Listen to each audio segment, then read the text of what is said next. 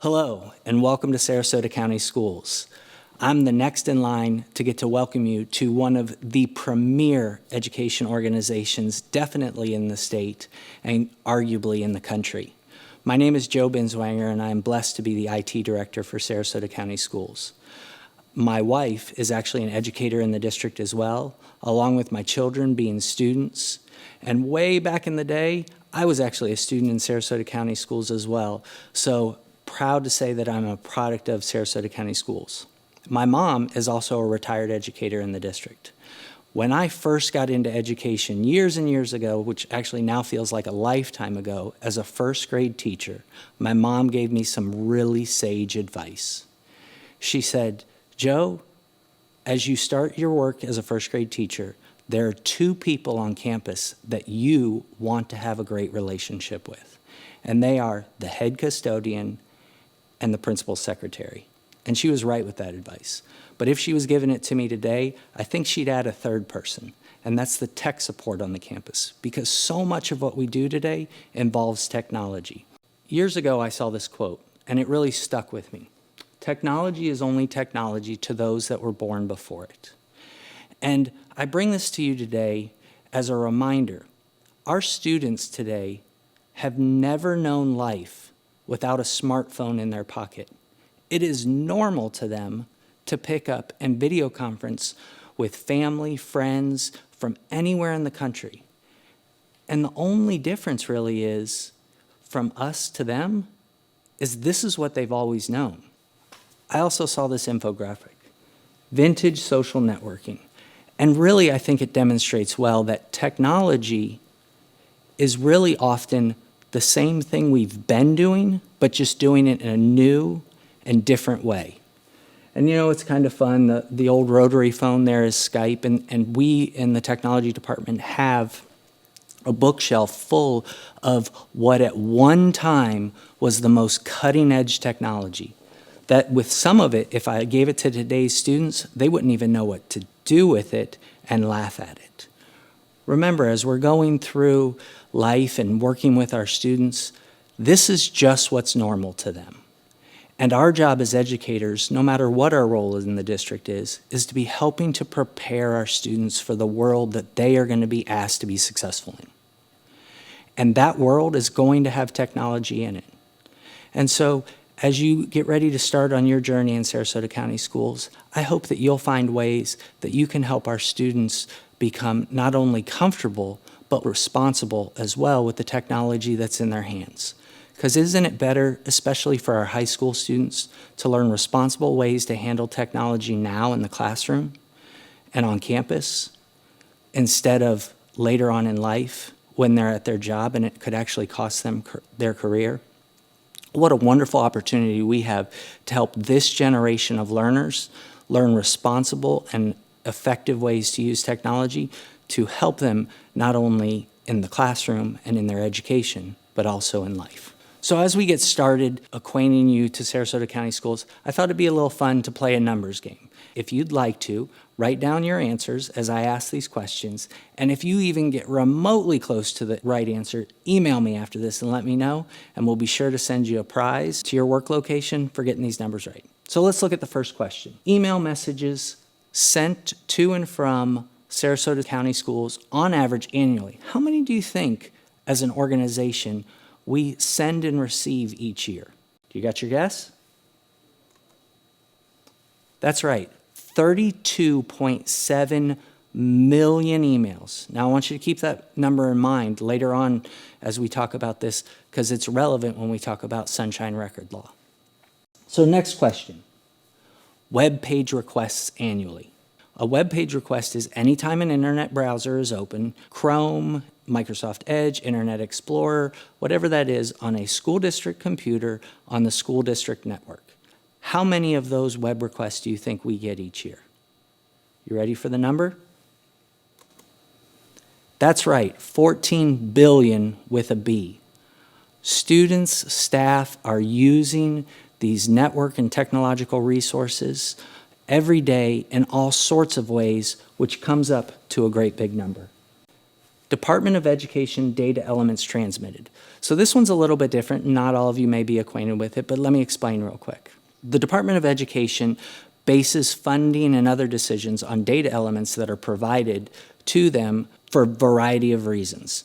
And throughout the year, our state reporting department does what are called surveys to the Department of Education, and each time they transmit data. And each time that data is transmitted, people have to go through to validate, verify, and make sure the accuracy of that data because it has big implications. I joke around with them sometimes, even though it's probably not that funny of a joke, and say if they were to make a mistake, it would be a 2 comma mistake. And what I mean by that is a comma in the thousands place, a comma in the millions place, meaning if a mistake was made, it could cost the district millions of dollars. Now, before I show you this number, I want you to know our state reporting department is consistently audited as one of the premier in the state. So don't put that on your plate of worries. Ready for the number? That's right, 76.6 million data elements on average transmitted every year. And each time a new student enrolls in the district, those are additional data elements that have to be transmitted.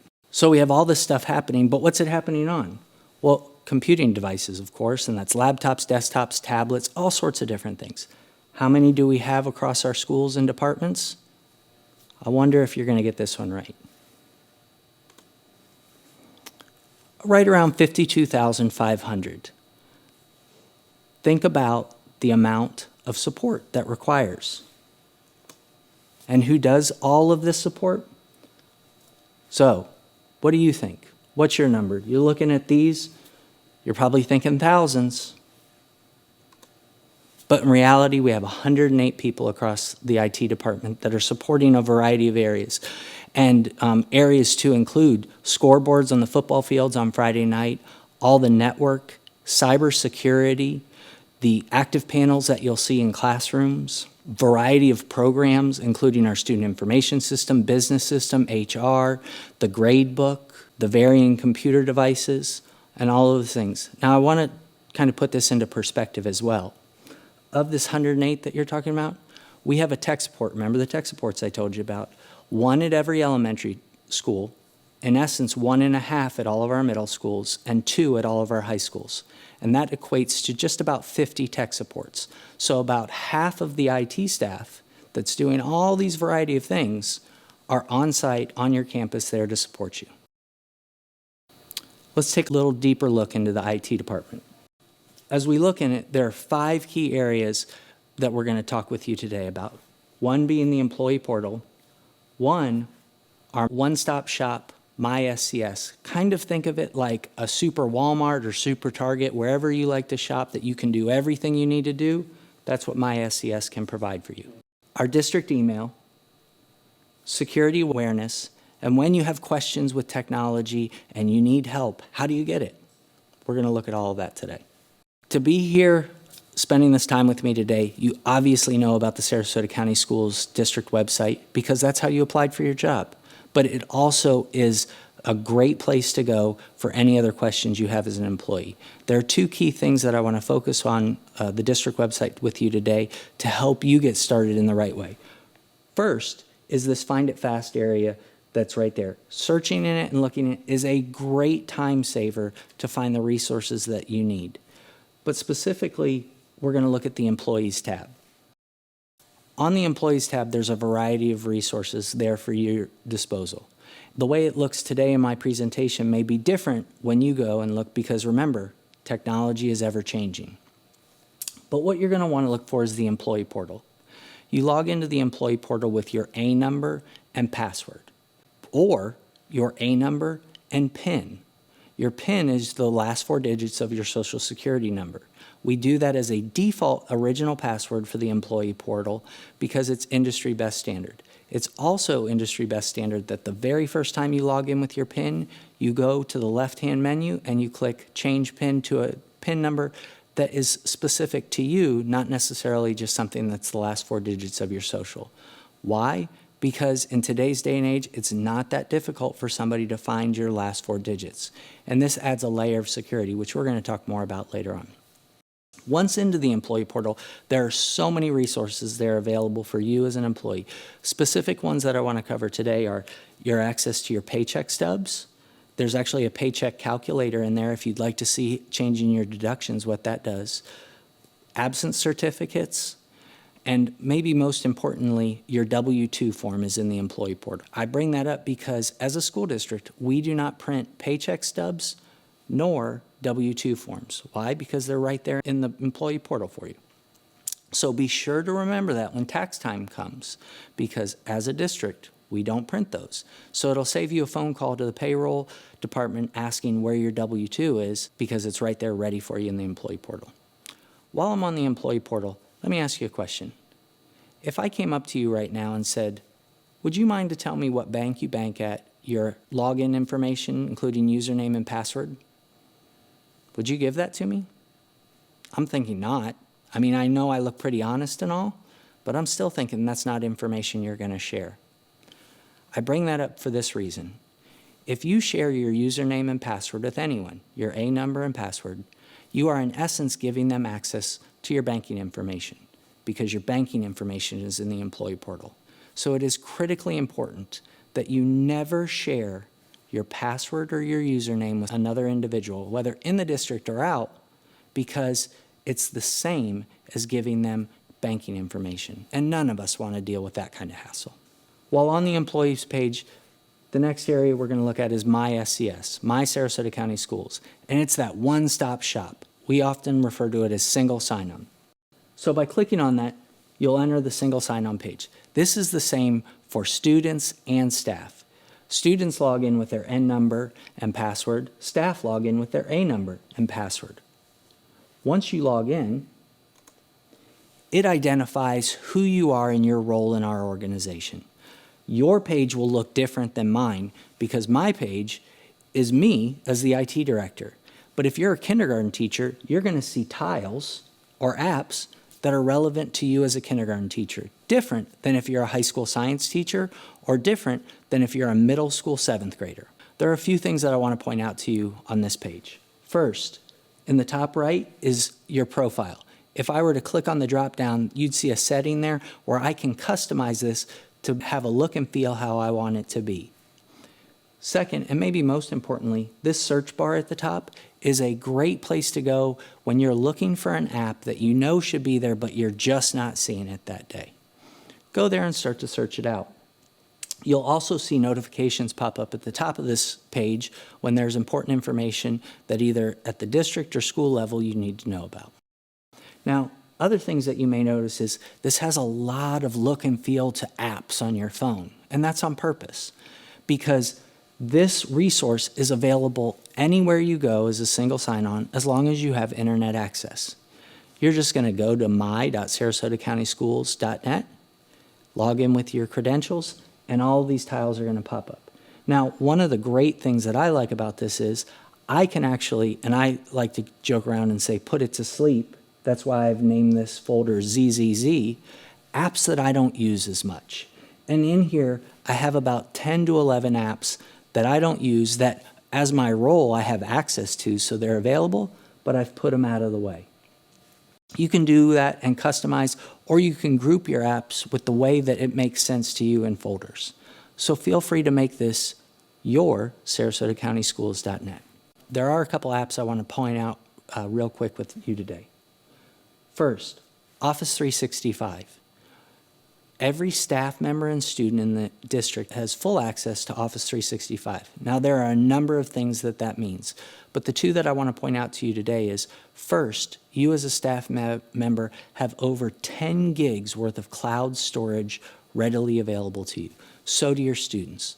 Why is this important? Because it means you have access to your files anywhere you go, and they're being backed up in multiple data centers across the country. It's all FERPA and SIPA and HIPAA compliant, so you don't have to worry about that, and it's secure. I mentioned to you earlier that I have my own children in the school district. As they've progressed through their educational career, I've encouraged them to continue to save their work in their OneDrive space in Office 365. Why? Because now it's an easy place for their digital portfolio over their years of education to quickly be gathered. So when they get to the point that they're ready to apply to college or whatever they want to do after their high school career, all of their work is there. And it's easy to share with the various organizations that they're interested in becoming involved in. What a great way to save their work over the years. I know when I grew up, my mom had a big chest that she put all her work in. That wasn't exactly easy to share with college applications. Think how easy this is for our kids as they get ready for their post-secondary career. Along with OneDrive and Office 365, every staff member and student has the opportunity to download the full Office suite on up to 5 personal computers. So, for a student that may have access to a device at home but may not be able to afford the Office suite for whatever reason, they and their family can have access to it for the duration that they're a student in our district. And it's completely free. What a wonderful opportunity for our kids. There are a number of other resources on here that I encourage you to just open the tile and check out. We have a wonderful partnership with our Sarasota County Schools library system, where there is a folder with over 20 different apps that the Sarasota County libraries make available to their patrons that our students have immediate access to, and you do as well as a staff member. Whether it's learning a foreign language or checking out a book, it's all right here at your fingertips. Now, I could spend hours talking about the different apps, but don't worry, I'm not going to. The one that I'm going to go into next is, even though Outlook is an app within Office 365, we've set it out here for you for quick, easy access to your district email. Let's talk a little more about that. Your district email will be your first name dot last name at sarasotacountyschools.net. I bring this up because it's important that you remember this will initially be set up with the first name that you did your application with. You have the opportunity to put in a preferred name, and I'll explain to you how you can get help with that here in just a little bit. But when you first go to set up your email, keep in mind that it'll be that proper first name. I'm a great example. My proper first name is Joseph. And when my email was first set up in the district years ago, it was joseph.binswanger@sarasotacountyschools.net. But since then, I've changed it to what the name everybody knows me by, joe.binswanger@sarasotacountyschools.net. As we're talking about email, it's important that we remember a few things because this is your official district email address.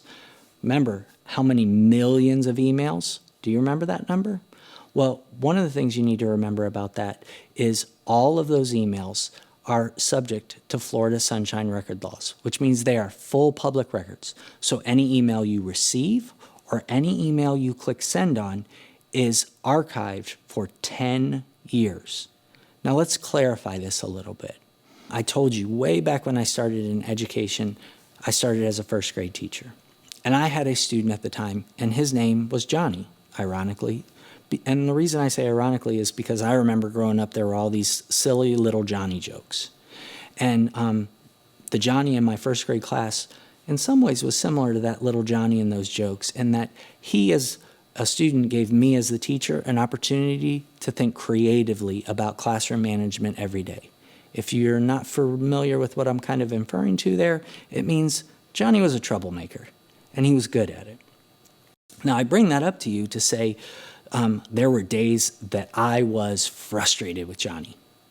And fortunately, my mentor teacher, Cindy Self at the time, taught right next door to me, and I could go right next door and share my frustration with her and pick her brain for ideas on better ways to deal with Johnny.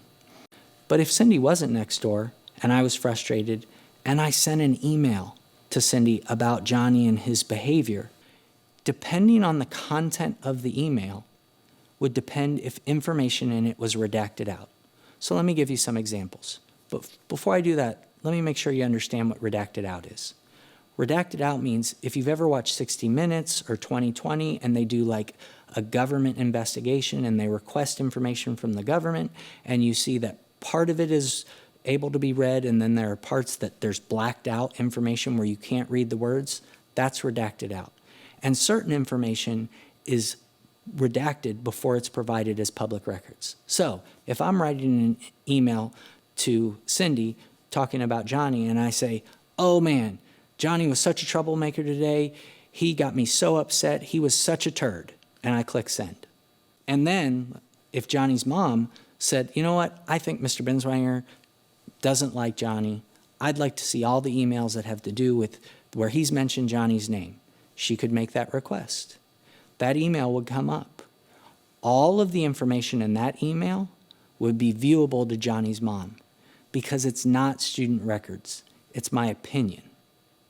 But if I had sent information to Cindy about Johnny's 504 or his IEP or anything that was considered a student record as part of his educational process, that would be redacted or blocked out. It's important to remember that. Some of the very best emails I have ever written, I haven't clicked send because I do not want to see them on the front page of the paper. And the moment I click send, that opportunity is there. So please consider this a friendly reminder that anything you put in email is subject to public records law. And it may not be in your best interest, your school's best interest, or the district's best interest to have it in an email. Sometimes picking up the phone is a far more effective way of communicating, especially when you're frustrated. In addition to that, please remember that all email and computer use should be of professional nature. So if you're on the school district's network and you are on a school district computer, your internet browsing, anything that you do is part of the school district's oversight into what's happening. So make sure that the choices that you're making on those web browsers are wise ones. Security awareness. If I had my way, I'd spend the next several days with you talking about security. And I know you're thinking, oh my goodness, why would you do that? Well, please understand, school districts, along with healthcare organizations, are the #1 targets of identity thieves and those wishing to do nefarious behavior. Why? Well, let me give you a couple quick reasons. First, our school district's budget is over $1 billion a year now. That's $1 billion of financial transactions that, if given the opportunity, a cyber criminal would love to get involved with. But beyond that, we have hundreds of thousands of identities in our school district. Now, I said all of this. What do you think the most valuable information is that we as a district store? It's probably not what you think. I'm going to give you just a moment to think about it. All right, have you thought of something? Well, here's the reality. A kindergartner's information is actually the most valuable information that we as a district store on the black web. Now, why? Because a kindergartner has 13 years, more or less, before they're going to be doing anything with their identity in the public realm. So to an identity thief, that's 13 years of being able to use that individual's information for a variety of reasons.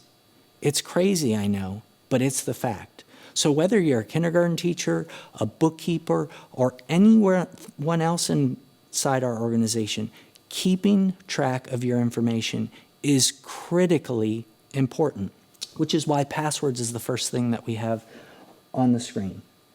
Your password is basically your keys to your account. It gets you into so many things, and that's why it is critically important that you never share it with anyone. We, as the IT department or in the district, will never, ever, ever, never, not once, not a single time, there is no instance, I've been doing this a long time, and there's never been a time that we have legitimately sent an email out requesting your password. You will have some email, some time that someone is going to ask you for your password. Do not share it. Don't ever. Because in essence, you might as well be giving them the keys to your house and inviting them inside to do what they want. But in this instance, it's the district's environment, and there's incredible implications that come with that. So please, never share your password. We have Fortinet firewall in place for internet filtering and a variety of other security measures. Now, I'm not going to get into all the security measures because that's kind of like explaining to the bad guys, here's how to compromise us.